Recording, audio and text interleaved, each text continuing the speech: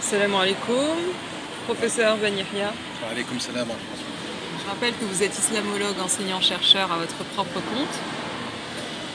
Aujourd'hui, je souhaiterais aborder avec vous la question de la mouvance du salafisme, l'avènement du salafisme. Le salafisme existait-il à l'époque de notre prophète alayhi salatu wassalam? Quand a-t-elle émergé? Et est-ce actuellement, les pratiques correspondent-elles actuellement aux mêmes que celles de l'époque? A-t-il existé plusieurs salafismes à travers les âges? Et voilà, je vous laisse avec ces questions. Merci. Je vous remercie pour cette question. C'est un sujet, je dirais, passionné et passionnant à la fois, parce qu'il attise, je dirais, à la fois des polémiques, mais à la fois de l'intérêt chez le public francophone, notamment musulman, peut-être plus particulièrement. Cela soulève au minima deux questions par rapport au salafisme, avant que j'aborde la question de la genèse, je dirais, du salafisme et l'apparition en tant que mouvement. Ça soulève deux questions. La toute première question concerne en réalité la conformité des enseignements du prophète Mohammed alayhi salam. Et la deuxième question concernerait les néologismes, les nouveaux néologismes en réalité, les nouvelles lectures du salafisme dans notre temps. Mais avant d'aborder ces deux notions, deux questions, il faut dire quand même un mot très important par rapport à la terminologie. Le terme salafisme, qui est construit en réalité qui est une transcription du mot salafiyya ou salaf dans la langue arabe, vient de la racine salafa. Salafa, sin, lam, fa. Et cette racine, elle exprime sur le champ sémantique de l'usage de la langue arabe chez les Arabes, porte le sens de celui ou celle, la chose qui nous a précédé en réalité. Ça fait référence à tout ce qui nous a précédé. Quand on dit as-salaf, ça signifie ceux qui nous ont précédés ou celles qui nous ont précédés. Si on parle par exemple d'un enseignement et on le qualifie avec un adjectif par exemple, ilmun salafi, une science salafite ou salafiste. Je reviendrai sur les deux transcriptions en langue française qui sont d'ailleurs fautives, il faut le dire. Ça signifie que c'est la science de ceux qui nous ont précédés sur le plan historique, sur le plan horizontal. Et par conséquent, ça me met en position à parler immédiatement de la notion, en tout cas de ce qu'on appelle le néologisme, ou les néologismes par rapport à cette notion, par rapport à cette doctrine, développée aussi à travers l'histoire. Savoir l'usage actuel du salafisme, il est totalement galvaudé, il faut le dire, vidé de son sens, parfois même vidé et rempli avec des sens nouveaux qui ne sont pas attestés, malheureusement, dans la langue arabe, qui ne sont pas attestés dans la racine elle-même, dans le champ sémantique de la racine elle-même, ni d'ailleurs dans les usages des Arabes.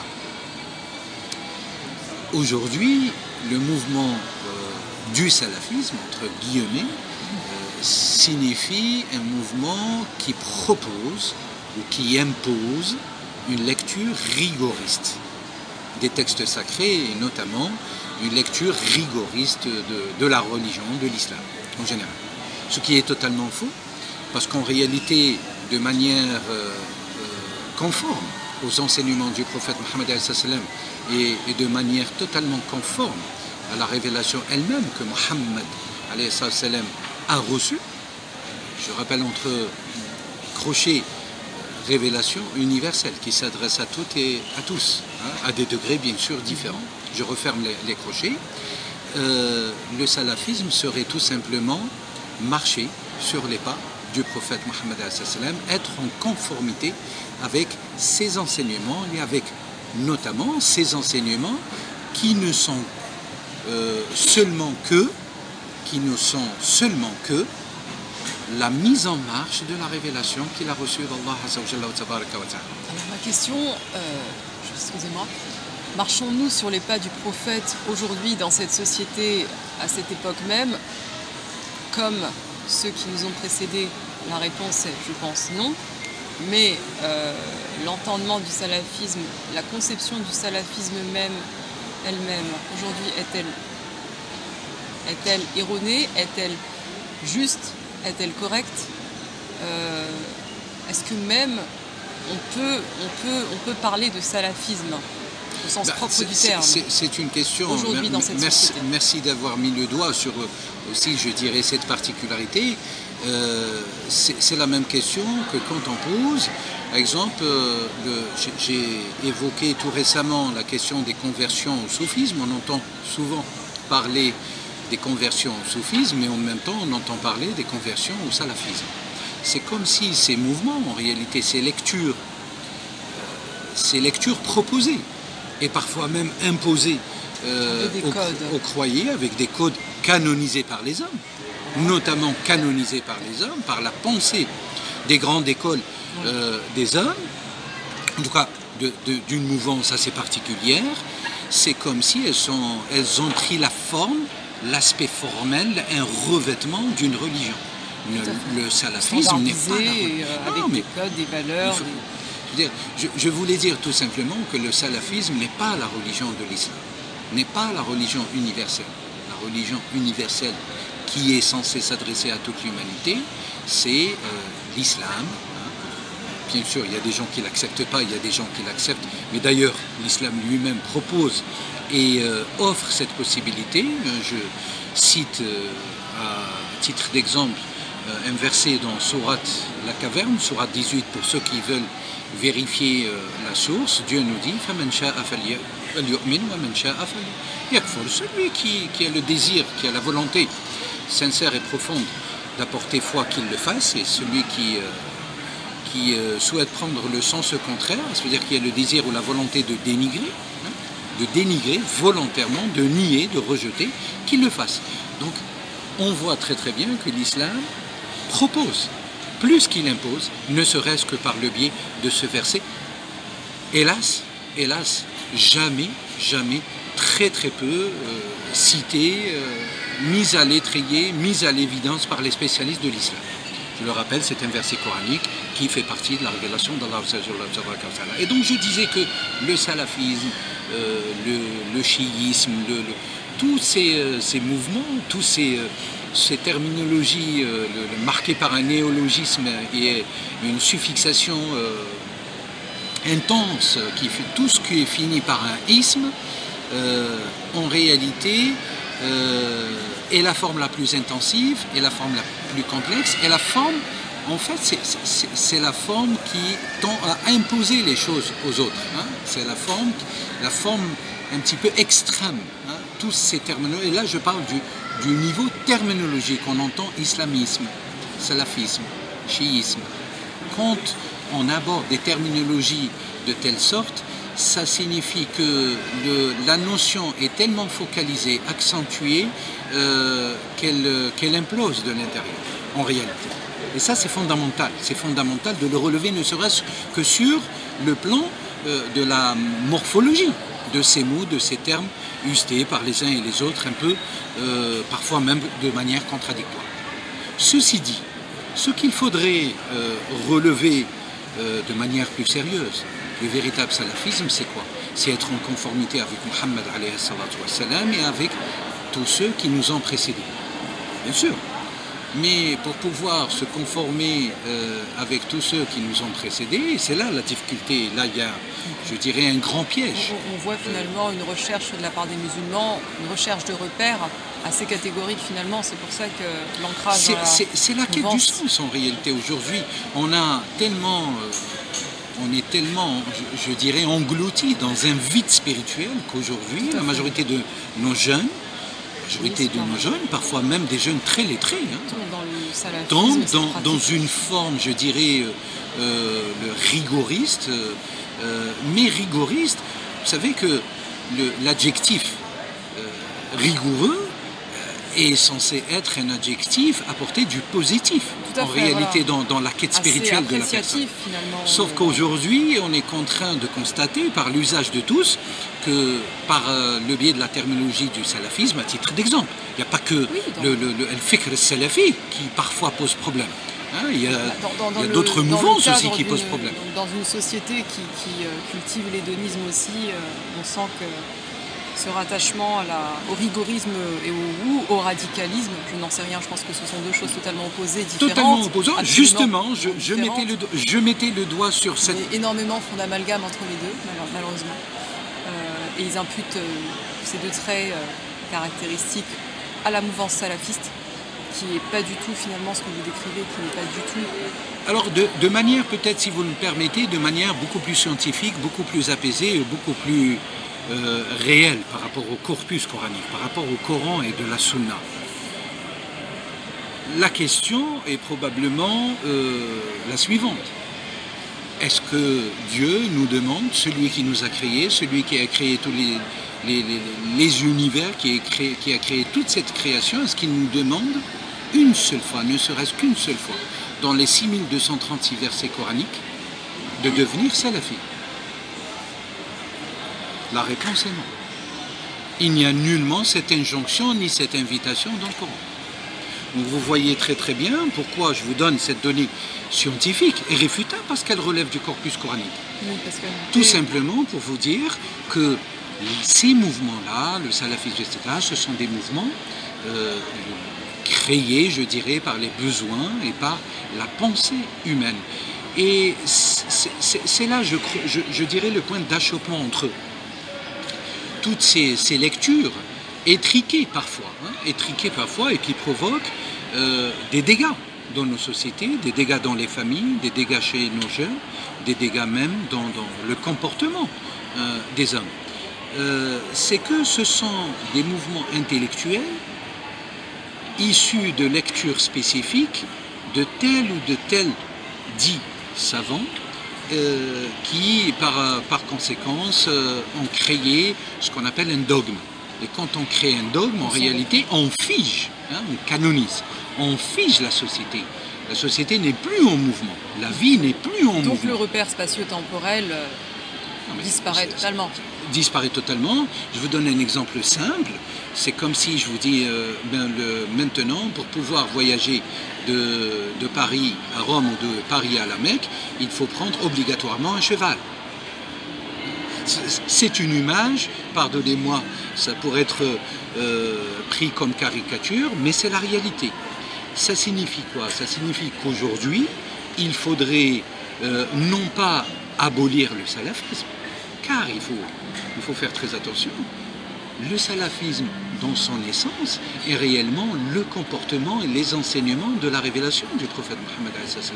Si l'on entend par la terminologie salafisme les enseignements spirituels et universels, les enseignements le maximal et terminal et infini du prophète Mohammed, des enseignements révélés par rapport à toute la création à Mohammed et qui sont censés être transmis à tout et chacun dans tous les recoins de la terre. Si c'est cela le salafisme, c'est un salafisme, je dirais, approuvé. C'est un salafisme qui appelle à la science et à la connaissance, à la lumière. Mais si c'est un salafisme qui imposerait une lecture biaisée, étriquée de la société, à l'instar d'une société ou des populations, des sociétés qui nous ont procédé, je ne sais pas, des populations d'il y a 10 siècles, 20 siècles, 30 siècles, à ce moment-là, se pose la réelle problématique de ce qu'on appelle I'jaz al-Qur'an, le miracle du Coran. Alors, soit le Coran, il porte en lui, vu que c'est la parole, puisque c'est la parole universelle et transversale des temps et des lieux d'Allah qui s'adresse à toute la création. Et par conséquent, c'est une parole dotée d'un pouvoir miraculeux et qui doit répondre et parler et communiquer ces sciences à tout moment à travers l'histoire humaine. Soit, on va dire, écoutez, il n'y a qu'une seule lecture du monde, c'est celle-ci, et c'est le consensus d'un groupe d'hommes qui l'impose tout cas à tous ceux qui souhaitent adopter cette foi. Et par conséquent, par la même action, on abrogerait tout le concept et le pilier de I'jaz al-Qur'an, le miracle coranique. Vous voyez, c'est extrêmement dangereux, la parole de Dieu. Alors, pour remettre les choses à leur place, le degré du langage coranique, langage universel à toute l'humanité, échappe totalement et est au-dessus de la mêlée de tous les hommes. Et que tous ces produits, je dirais, doctrinaux, tous ces produits dogmatiques, tous ces produits de la pensée idéologique, en réalité, répondaient probablement dans certains moments, certaines diachronies historiques, des hommes répondaient à des questions. Aujourd'hui, malheureusement, il faut le dire, mais pas seulement le salafisme, je le précise, beaucoup de mouvements, en tout cas, chaque fois, on renferme et il y a une volonté de spécialistes de renfermer, de canoniser un certain savoir et de l'imposer sur les êtres humains. Chaque fois, en réalité, on tombe dans l'anti-salafisme que dans le salafisme. C'est-à-dire on tombe dans l'anti-authenticité véhiculée et transmise par le prophète Mohammed qui est en réalité la révélation d'Allah, et non pas dans l'authenticité réelle que le prophète Mohammed a ramené, à mon humble avis, à toute l'humanité, et que toute personne sur terre a une part, bien sûr, bénéfique à tirer pour pouvoir guider, cheminer, se réaliser. Et pour faire éclore une pertinence authentique à travers la parole, la révélation ou la parole d'Allah Azzawajal, le salafisme en question, jusqu'à un moment, je ne sais pas si je peux me permettre de vous en faire la remarque, m'avait été signalé par plusieurs, en tout cas, musulmans de certains bords, comme étant une religion archaïque, comme étant une mouvance archaïque, et qui faisait émerger énormément de dissensions dans la communauté, qui faisait perdre de sa substance et qui faisait perdre de sa véracité à la religion musulmane de l'islam, qui est auprès d'Allah Azzawajal. Cette lecture salafiste, en tout cas rigoriste, vous voyez, on a même glissé, on a glissé dans la discussion, on a fait glisser les signifiés du mot rigorisme au mot radicalisme. En réalité, c'est ni radicalisme ni rigorisme. C'est anti-rigorisme et anti-authentisme en réalité. Le fait, on voit le glissement linguistique en réalité.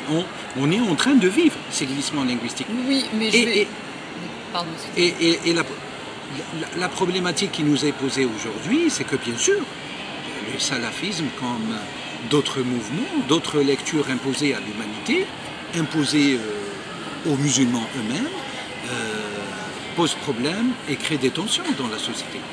Le pire, c'est qu'il y a une question, une notion fondamentale qu'on n'aborde jamais, c'est que à cause du radicalisme, à cause du salafisme, et je ne mets pas les deux dans le même sac, moi qui essaye de distinguer la terminologie, en tout cas de dépouiller ces terminologies qui ont été galvaudées par l'usage, j'en suis pas responsable malheureusement, moi-même je le subis, nous le subissons tous. En réalité, c'est créer ce qu'on appelle les maladies de l'âme. La grande question, c'est que ces lectures étriquées, ces lectures imposées, sans fondement parfois, sans fondement parfois au vu des deux piliers fondamentaux de l'islam, à savoir le Coran et les enseignements du prophète Mohammed, créent chez nos jeunes, dans les familles musulmanes, européennes, maghrébines, orientales, occidentales, là où elles se trouvent sur Terre, elles créent des maladies psychologiques incurables aujourd'hui. Et aujourd'hui, j'en connais moi-même des personnes, je dirais, qui sont dans le corps médical et qui peuvent témoigner dans ce sens-là.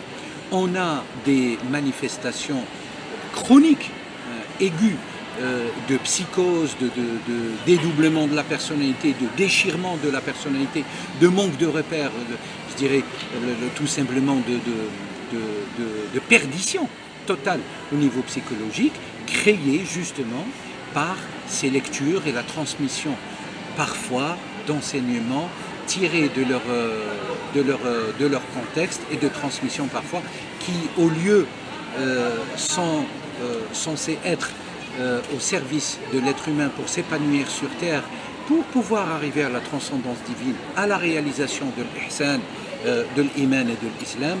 Au contraire, ces enseignements, le jeter comme ça, c'est comme si on jetait de l'anathème sur des personnes pieuses, jeter comme ça sur des personnes lambda ou qui sont en quête de spiritualité, créer chez eux des troubles extrêmement graves.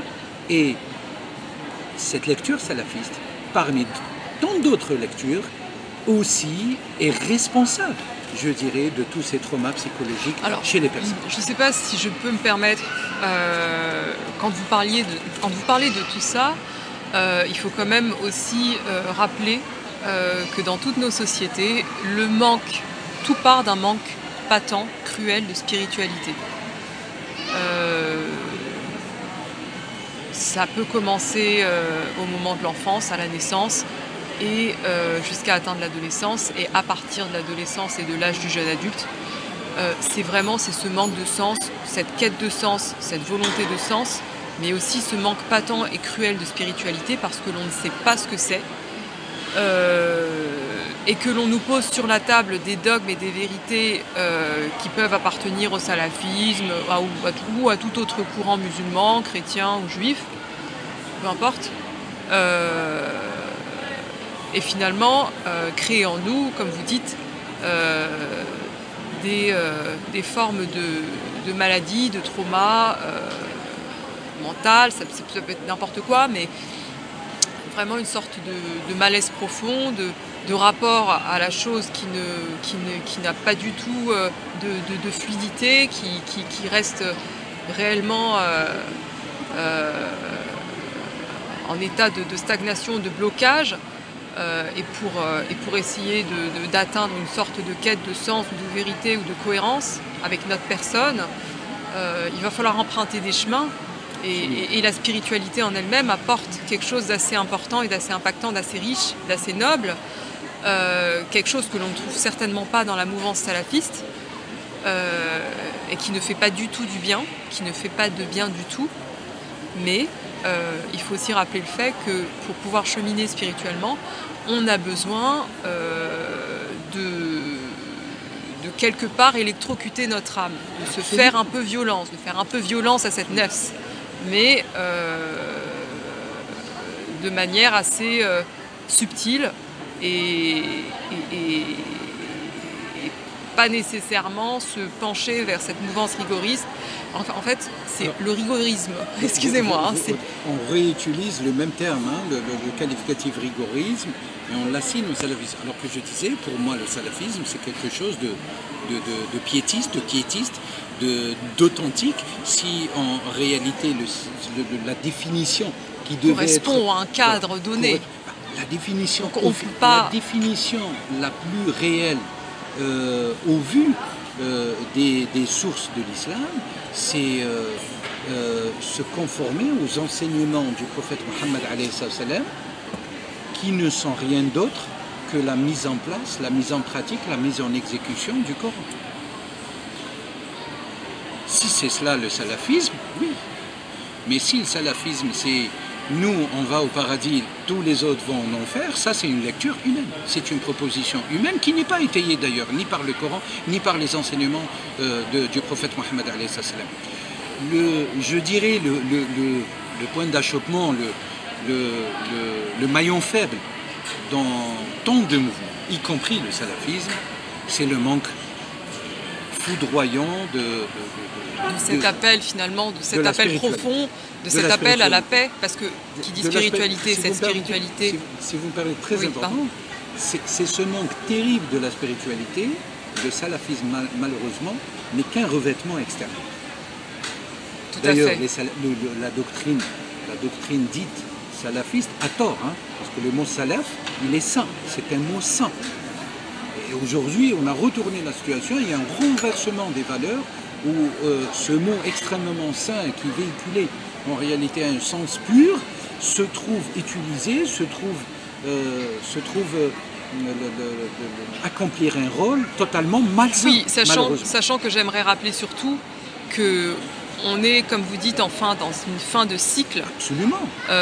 Qui a complètement renversé le curseur, parce que sachant, et j'aimerais rappeler qu'à l'époque, nos prédécesseurs, chrétiens, juifs, musulmans, vivaient dans un terreau, dans un bain de spiritualité beaucoup plus important qu'à l'heure actuelle, qu'aujourd'hui dans nos sociétés.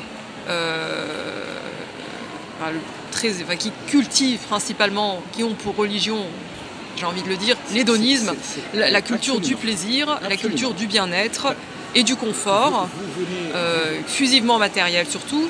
Maintenant, voilà, comme vous le dites. Vous venez en réalité de définir la fonction aujourd'hui d'une partie du salafisme. Pas des gens. Les gens ne sont pas responsables parce qu'on leur impose une certaine lecture. Ce n'est pas les gens qu'il faut blâmer. Il faut blâmer ceux qui imposent cette lecture.